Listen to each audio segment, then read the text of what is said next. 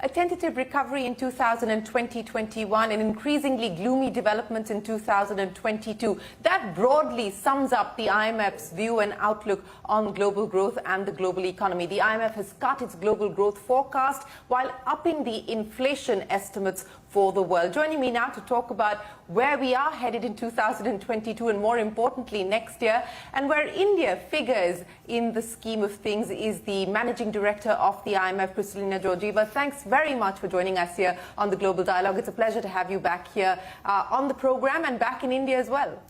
It is my great pleasure and honor to be on the program again. You know, let me start by talking to you about your visit here to India. You've spent the last 3 days here. You've met the Finance Minister, you've met the Prime Minister, and you will soon be meeting with the new President as well. I want to understand from you what your big takeaway is from the conversations that you've had here in India. First of all, that India, on this dark horizon you described, is a bright spot. And it is not by coincidence. It is the outcome of reforms India has undertaken, especially in the field of digitalization. And second, that India is truly poised for its big moment on international stage. As it takes over the G20 presidency, it has a lot to offer from its own experience, and it is going to be leading in a particularly challenging time, on the ground of its credibility as a country that has been serious about reforms and serious about leapfrogging in the 21st century. Well, you said that this is going to be India's big moment as it takes on the G20 presidency next year. You talked about the digitization benefits as well. But I want to understand from you the role that India can play as it takes on the G20 presidency. For instance, in your conversations with the Finance Minister, I understand that she urged the IMF to take a proactive role as far as global regulations on cryptocurrency is concerned. So what do you believe can be the role that India in coordination with the IMF can play on some of these crucial issues? I see 3 areas where we can work very productively together. We can support the Indian presidency. First, with strengthening the multilateral system. It is now being challenged. There are forces of fragmentation, and they're going to be damaging for emerging markets and developing economies. Let's remember that the emerging world quadrupled its economy in the last 3 decades, and 1.3 billion people have been lifted out of poverty largely because of international cooperation. So there is a lot at stake, and India will be speaking on behalf of emerging markets and developing countries. We will be supporting that wholeheartedly. Secondly, the world is changing very rapidly, especially in the area of digital. It was put on steroids by the pandemic, and in the world of money, both CBDCs and crypto stablecoins have emerged very strongly, but they're not regulated. So India is right to call on the IMF to make sure that crypto is not the new wild, wild west. And we are very aligned in how we think about the necessity of regulation to, one, differentiate across different asset classes, from those that are not backed, like Bitcoin, to stable coins that are backed, but they bring a different risk of, say, dollarization if US stablecoin is the one to dominate. So we have to work together to advance regulation for the benefit to take advantage of what crypto can deliver, fast and cheap payments, but also manage the risks to cybersecurity and especially how money gets on the darker side of the world. And third, we see huge advantage of working in sync with India at the time when debt sustainability is becoming a growing concern. There is the G20 common framework for debt resolution. It is very important to have a rule book that makes access to it and using it clear. possibly expand it so countries like Sri Lanka can find a home in the common framework. And India being a new donor, a new lender, can play a very important role in advancing that work. And of course, we have many other issues like climate, where I expect the G20 to find space for everybody to see eye to eye on these global challenges. You know, you've spoken about several of the opportunities and several of the global challenges as well. Let me address each one of those. But before I move away from cryptocurrencies, just a quick word on how soon you believe we will or we could possibly see a global regulation or a global architecture being put in place, given the fact that this is, you know, so many different jurisdictions we're talking about. We already have a roadmap that the FSB has been pursuing with streams of work. What we are expected to do, and the finance minister was very clear about it, is to bring the voices of all our 190 members in this conversation and make sure that regulation is done with an eye to the interests of different groups of countries. In fact, the Prime Minister expanded the request by saying, well, it would be very good if the fund looks more broadly in India's experience with digitalization for inclusion, for improving fiscal performance, collect more taxes, improve the quality of spending, for how India dealt with the pandemic. So we intend to dedicate a team to work specifically on the issue of crypto, bring the two other key agencies, BIS and FSB, so together we can have a more pragmatic, with clear deliverables, roadmap towards more regulated space. And of course, it is fantastic for India to use its presidency to excite other developing countries to take this road of digitalization for more transparency, for more trust of the citizen, and also to do what India is doing, allow people to own their data and use their data for their benefit. You know, let me talk to you now about the global challenges that we're faced with. And as I pointed out, the IMF in its latest outlook has cut lower the global growth forecast for 2022 as well as for 2023. You know, you have said that those estimates have a downside risk associated with them, and a lot of the risks that you spoke of have already materialized. So are we now staring at a recession, at least in large parts of the world? How real is that as of today? What I can tell you is that inflation has proven to be much more stubborn than we thought it would be. Why? Because of the triple crisis: pandemic, war, and then cost of living crisis that fuels inflation from its end, you know, by people demanding more compensation. So we are in a place where it is paramount for central banks to strive for achieving a place where the stability of the price signals is secured again. What does it mean? It means tightening, higher interest rates, and high interest rates when they're led by the Fed mean more strength for the dollar, depreciation of other currencies. How would that impact growth? Negatively. I can tell you, we got, since we issued our last forecast, we got the second quarter, the world economy shrunk by 2%. India, by the way, is performing well on a quarter by quarter. It is over 13% growth, but even India is now underperforming vis-a-vis original projections. What does it mean for 2023? What it means is that this slowdown will translate into recession in some countries.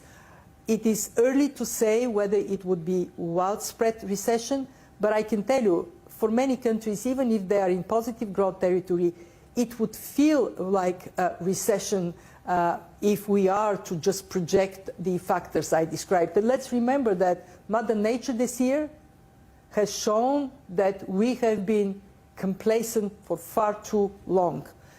That would mean that harvest for next year may be lower, and pressure on food prices may remain quite strong, fueling this necessity of action on the monetary policy side. Very difficult time for fiscal policy. Why?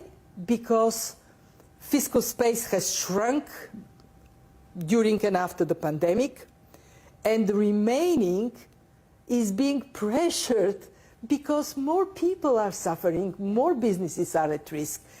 How to deploy limited fiscal space in a most targeted manner is crucial so fiscal policy doesn't become the enemy of monetary policy, fueling more inflation and as a result higher interest rates. Very difficult time, and in this very difficult time my biggest concern is that ironically we need coordination more, we need each other more, but there is more fragmentation. It is tougher to bring the world together. While it is tougher to bring the world together on many of these global challenges that you spoke of, there has been coordinated, synchronized action, at least as part of central banks. Since July of last year, we've seen 75 central banks move in terms of raising rates. The Fed has made its path clear. The ECB hiked rates by 75 basis points. You have urged policymakers to act now, or you believe that the pain will be exacerbated. How much more do you believe we are likely to see rates move higher before, inflation can be less of a challenge than it is today?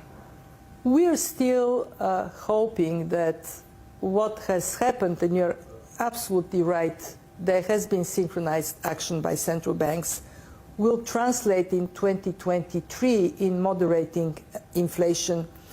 Too early to say whether by the end of 2023 we can take a breath and say it is in the rear view mirror, but the trajectory is clear. We already see that in the United States. What is more concerning is synchronized fiscal policy, and we are still seeing quite a variety of response from the fiscal side. In some countries, supporting through energy subsidies or controlling energy prices, which is not the best use of public money. It is not targeted. So rich people benefit as well as poor people. That lack of synchronization towards more targeted, more effective fiscal policy is a concern. Why? Because of what I said, that can put fiscal policy and monetary policy in a clash, to be avoided.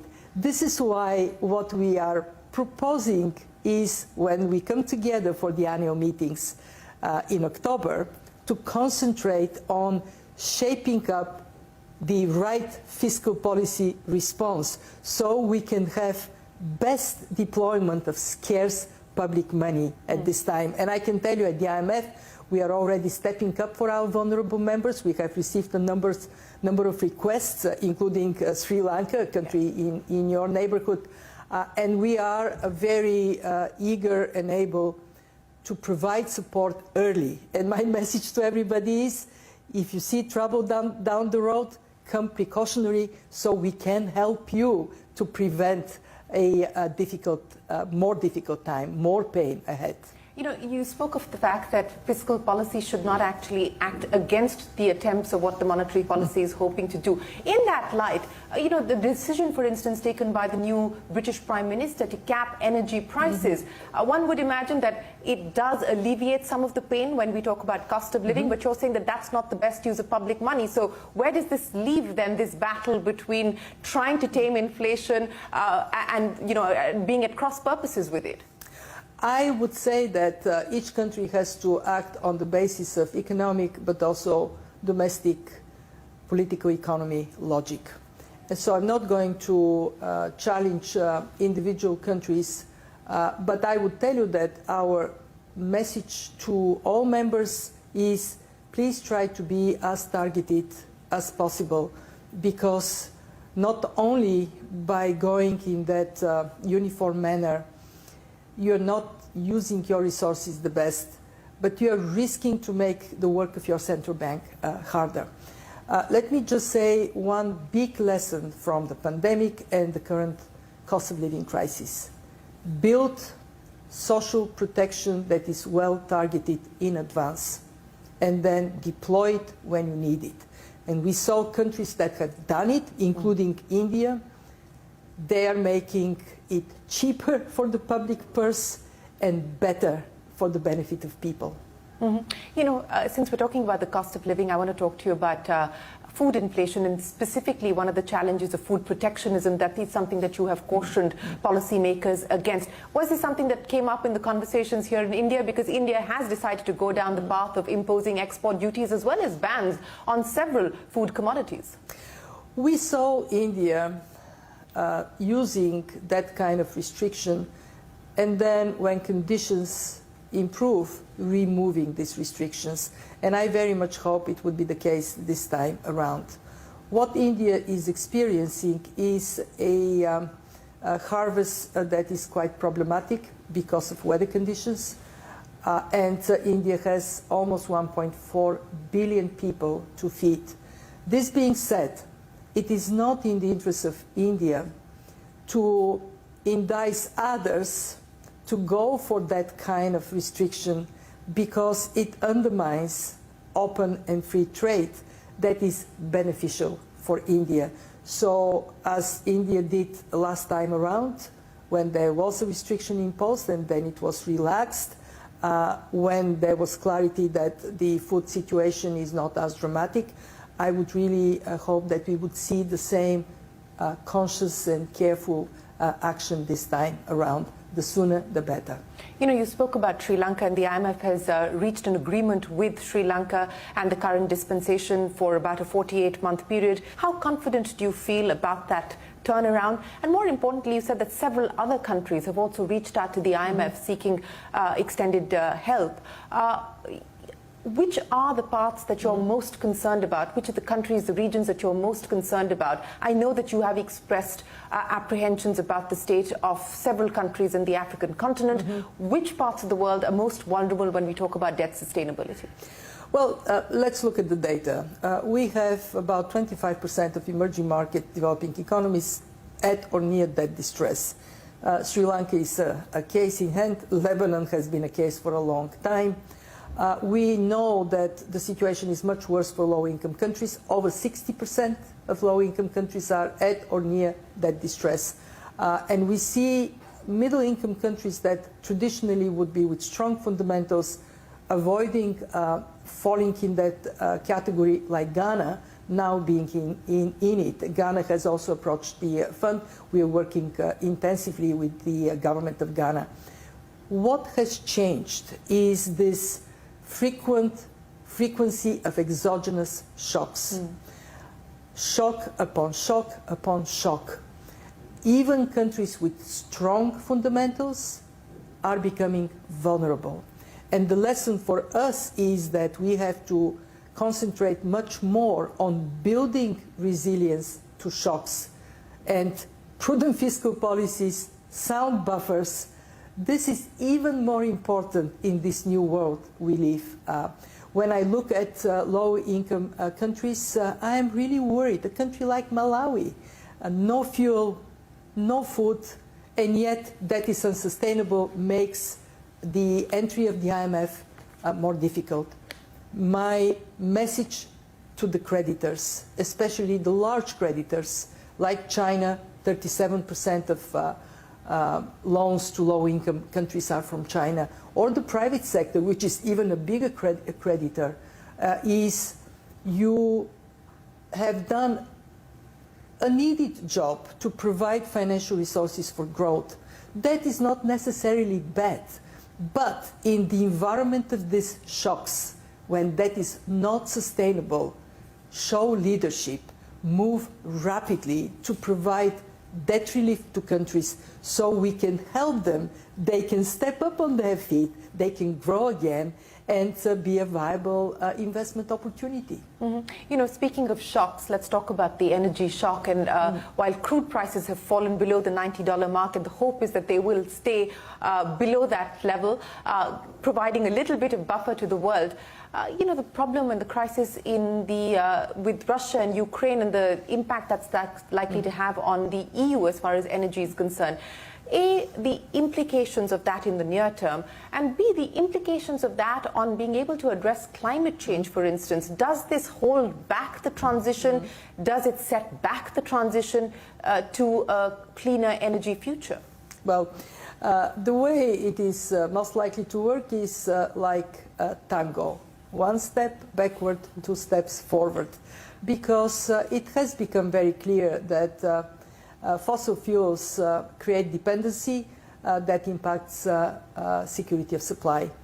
And that lesson is on top of fossil fuels are going to make if we continue to use them with the same intensity, they would make our planet, or at least part of it, unlivable. So I expect to see in the European Union a difficult time, some return to coal in countries where it has been being phased out, but now it has to be retained for some time, but then accelerated shift towards renewables and a huge boost to innovation. There will be solutions tomorrow that we don't even imagine today. And there will be solutions tomorrow that we imagine today, but they are not yet commercially viable. And this shock will accelerate the shift to these solutions. India is the leading country on solar. And India has done something that it should be praised for. It made the commitment to increase renewables to 50% of energy supply by 2030. Yeah. Why is this very important? Because we have to zero in on the path to 2030. And most of the conversations have been about 2050. Yeah. Well, if we don't meet targets by 2030, forget about 2050, we will miss the boat. Yes, and you're absolutely right. In an uncertain world as we live in today, who knows what's going to be the situation by 2050. So it is perhaps more pragmatic to have shorter-term goals. But one of the other goals, and I know that that is something that you've been passionate about as well, is bridging the gender gap. And the IMF has put together a comprehensive strategy to be able to help member nations do that. Does it worry you that while some progress has been made, through the pandemic, things have gotten worse, not better?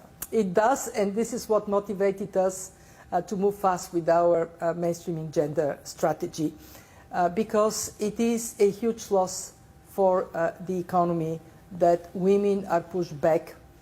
Gender inequality is, of course, morally wrong. You and I can vouch for that. But it is also really bad economics. Women are a great force for entrepreneurship. They are fantastic in terms of how they use their income for their families, for education, for health, for their children. And also women have the ability to contribute much more broadly in society than currently in many countries they do. So what we think is viable for the fund, since we are about macroeconomic, financial stability, growth and employment, to pressure for gender-based budgeting, so governments think how their public money can bring this incredible resource into the marketplace, how we can get more inclusion of women, especially financial inclusion, and again, India is a bright spot in that regard as well, and how we can get the story of gender equality to be more about the well-being of families, communities, and countries than just about women. I think that's aptly put. We need to involve all stakeholders in the conversation and not make it just about the women or for the women. But, I want to go back again to the issue of fund flows, because that is something that you've been cautioning about as well. You talked about the dollar strength and the implications that plus the higher interest rates are likely to have on fund flows, and we have seen fund flows dry up to emerging markets. This is what I think the fourth consecutive month that we've seen that happen. Is it likely to get worse, and what could be the implications of that? Well, let me start with the positive. Emerging markets actually were quite fast to recognize that they need to tighten monetary policy, and they did it, many of them, before advanced economies moved. That has helped not to get in a very dramatic discourse. However, you're right. there is this flight to safety. And what it means for emerging markets is to double down on making investment climate really attractive. Identify barriers, remove those barriers, and be much more aggressive on issues that have been holding investments back, especially transparency of contracts. That applies also to debt. Who do they borrow from, at what conditions, and overall good governance. And of course, we know very often we say good governance, what we mean is fight corruption. If I could ask you to go back to what the world went through post the 2008 financial crisis and relate that to what we're seeing happen today, how do you believe the two are different, and what are the lessons to take away from the previous one? They're different in the comprehensiveness of the challenge we face. Global financial crisis was really tough, but it originated in the banking sector, and regulating the banking sector was the right response to the crisis. Also, we saw then the value of G20 and the value of announcing putting a floor under the world economy, of which the IMF was part. At that time, the IMF also allocated $250 billion equivalent of special drawing rights and secured large-scale financing for countries in need, including in the Eurozone. This time, it is different because the shock affects across the board the economy. It affects supply very significantly, affects the real economy, affects demand and the structure of demand, affects the labor market. We see a tremendous shift. People don't want to go back to work in their offices in many advanced economies. Recent survey shows that they are prepared to take 5% cut to just work from home. These are big changes, and also the complexity of the shock. There are far too many factors, far too many variables. But there is one thing that is pretty much the same. Building resilience to a banking crisis has to translate into building resilience to multiplicity of exogenous shocks. And that means resilient people that are educated, that are healthy and have a good social protection. It means resilient economy overall, including resilience of supply. By the way, that would add to costs possibly, and it would add to a longer-term trend of pressure on prices up. And of course, resilient planet. So when we think at the IMF about the future, we draw two lessons. One, we have to expand our comprehension of macroeconomic and financial stability to integrate these new factors of shocks, including climate. And two, we have to build more precautionary mindset also among our members. My message to the members is, come early, don't wait for when conditions become really dramatic, and come often if you need us. And that precautionary function of the IMF, especially in Asia, has to be built against the backdrop of stigma from the Asia crisis. So we have work to do to raise the confidence of our members that coming to the fund is not a recognition of failure. It is a recognition of building resilience with all possible tools. So let me end then by asking you, we talked about the many challenges and the many shocks that the world economy is faced with today.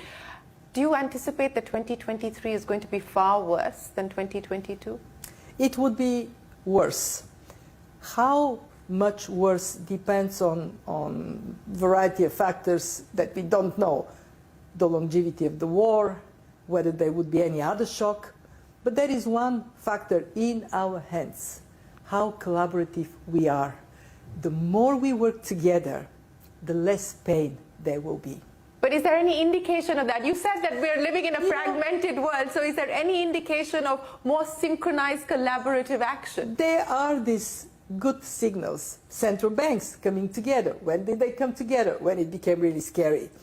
I hope we can come together on other issues as well, on trade, on debt, on climate, and it is a bit a chicken and egg. If we give up and say, oh, it's fragmented, we can't do it, then it is likely to be even worse. If we just roll our sleeves and work to show everybody why it is in your interest to collaborate with others, and then we build a platform for this collaboration. Multilateral institutions today have a huge responsibility to be the place of unity, as challenging that may be. You know, you talked about central bankers coming together as the world got scarier. What is the thing that scares you the most from the perch that you sit at? And what is the one thing that gives you hope today?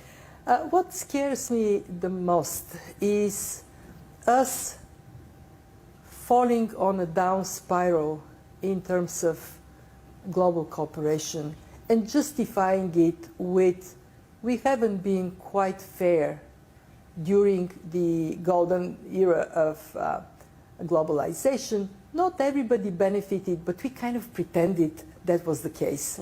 So be honest and then identify where we have problems and then tackle them. Don't shy away from them. And I worry that the forces of pushing us away may get even stronger in a context of prolonged war and a war that may have other unexpected spillovers. What gives me hope? We people are very inventive, and we do have the smarts to overcome challenges. Take the pandemic. In 1 year, we had vaccines. So if only we could invent a vaccine against moving away from each other, a vaccine that makes us hug each other, the world would be a great place. Well, and we hope that if we do get that vaccine, it is available and accessible to all, because that wasn't the case with the COVID-19 vaccine. Kristalina Georgieva, it's been an absolute pleasure. Thank you very much for joining us here on the Global Dialogue. We appreciate your time, and I suspect you're going to have a very busy year going ahead. Thanks very much. Appreciate it. With that, it is time for us to wrap up this edition of the Global Dialogue. From all of us here on the team, goodbye. Thanks for watching.